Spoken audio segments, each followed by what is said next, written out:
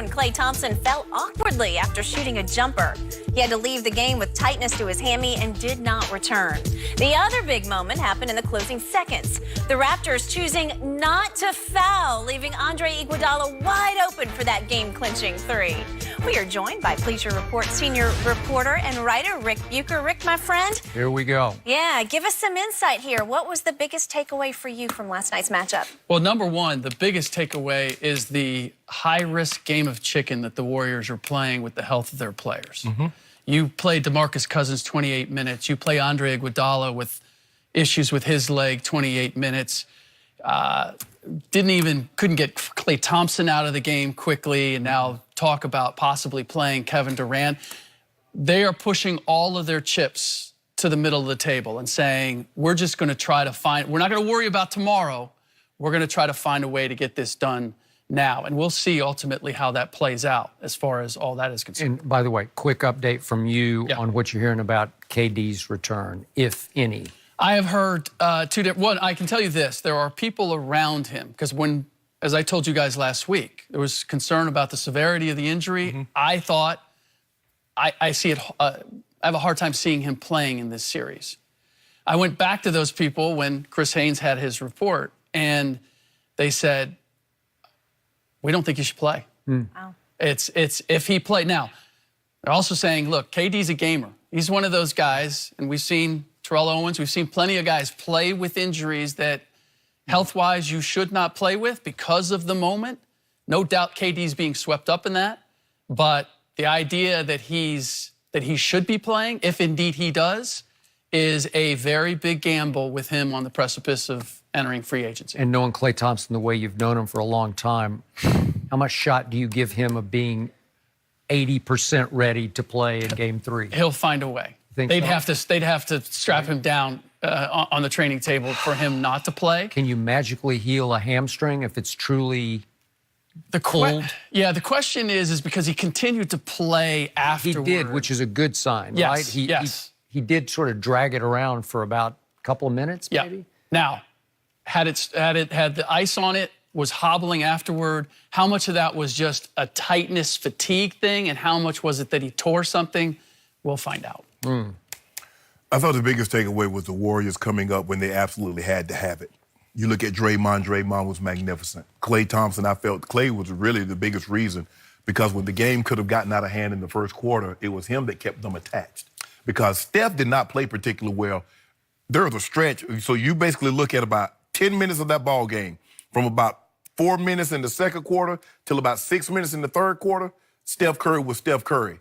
But he didn't score in the second. He only scored 7 points in the second half. He had 16 at the half, and he got those in like a 4 minute chunk. Yeah. So he didn't play like the Steph we know he can play. Boogie was unbelievable. 11, 10, and 6, because he gives them the dimension that Bogut and Kevon Looney can only dream of. Not only can he score buckets without you throwing him lobs, he can go get buckets. He can put the ball on the floor, drop step, and he's at the basket. Those other two guys can't do that. And plus, he can pass better out of the post than those other big guys. Now, the big guys set better screens. They're better rim protectors than he is.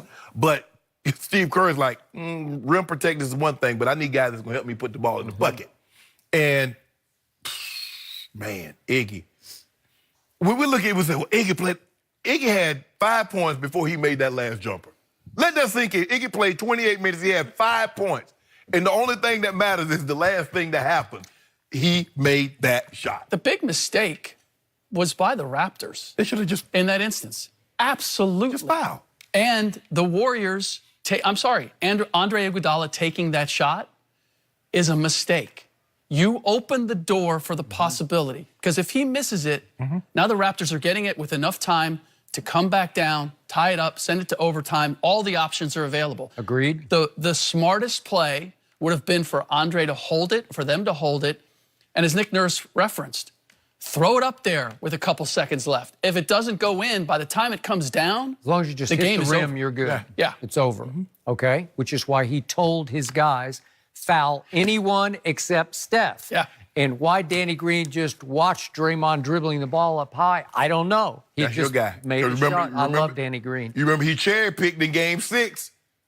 That's why he's no longer a Spur. Yes. He cherry-picked on LeBron. He was supposed to box him out, and LeBron got a second try at a three. It wasn't the last one, but it was another one that he made. And Pop looks back and says, if LeBron hadn't made that three, then we're not even having any conversation because it wouldn't have come down to the last shot, right?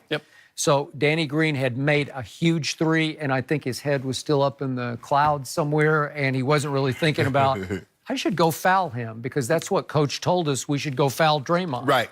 71% foul shooter.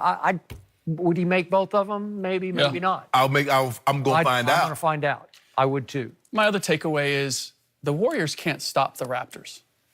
They cannot shut them down.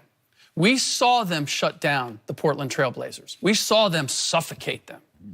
The Raptors, yes, they shot 27% from three-point range, some 37, 38% overall. They had open shots. The mistake that they made was ultimately they were missing shots, and they allowed that to affect how they got back on defense. And now the Warriors are getting in transition. The Raptors have a decisive advantage athletically in this series.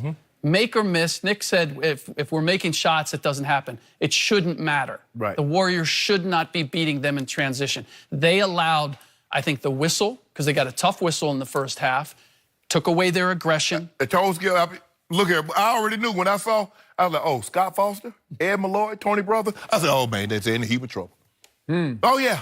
Oh, I thought I was like Which meant you were in a heat. Yeah, I was in a heat. Right? I was in a heat. That's what you're saying. I'm in a heat. And also during that run, if you think about it, okay, shots are not going in. Does anybody want to put the ball on the floor and get to the basket? Yeah. Maybe get a foul? Does anybody want to do that? Well, but they did at the end when they missed 3 or 4 threes. Yeah. But then they did it individually. Right. Each guy took it upon himself. Drive and kick, drive and kick. Eventually something's going to open up, but they all tried to do it on their own. And this is where the Warriors experience and the double teaming of Steph. Like, this is what makes Steph unique as a superstar, is that you can take him out of a game. Yeah, he's 6'2". Physically, you can limit what he does, and he has to trust his teammates. Right. And in he's this willing case, to do that. And he is. He is. That's where the whole idea that he doesn't want KD there, it's not the way he's built. Right. Now, for my biggest takeaway. The Golden State Warriors survived and won that game last night while going from the 5:39 mark of the fourth quarter down to the 7-second mark without scoring a single point, not a free throw or a field goal or certainly a three. I'm going to ask the question here. Should Toronto's number 2 get a pass for that run right there? Because everybody's giving him a pass except me, and for the last 8 minutes of the game, he was pretty awful. Yeah, they went on a 10-0 run. Okay, they were 10-3 down through the end of the game. But number 2 is the guy. He's the takeover guy, or so I'm told. He's the guy who has elevated Toronto into a finals, a credible finals member, where they now belong in the finals. Yeah. Okay, so if it's your team and your new town and your building now, you have to take that over. You can't go for the last 8 minutes and miss all 3 of your threes. You can't go for the last minute and a half and miss both of your twos. You can't get lucky on the 2 plays that you got fouled on and make 3 points and 3 points on what I thought were highly questionable foul calls. And that's all you got are those 6 points. And you did make your free throws. I give you credit for that. And then finally, the play of the game for me is last possession. They trap Steph. He dribbles out of it, but he's losing his balance. And he just lollipops up an off-balance pass toward Sean Livingston, that number 2. If he's that defensive claw that you tell me he is, he has to just intercept it and go dunk it. If he had his explosion in his legs like I normally... But I'm told he's hurt. Rick, go ahead and talk. See, Rick, go ahead and talk. He's not playing with the same movement or agility. Nope, I agree with that 100%. That said... I disagree with that 1,000, 1,000,000%. I know him. We kind of knew you were going to disagree. And by the way, I got to say this again. My quarterback, Dak Prescott, he's got 2 bad knees, so next year... No, I give him excuses. He'll never be right next year, and I got to fall back. But he has a Zeke Elliott who led the league in rushing, and he has a defense. Kawhi doesn't have that luxury. But I'm not giving him. I'm not giving Kawhi a pass.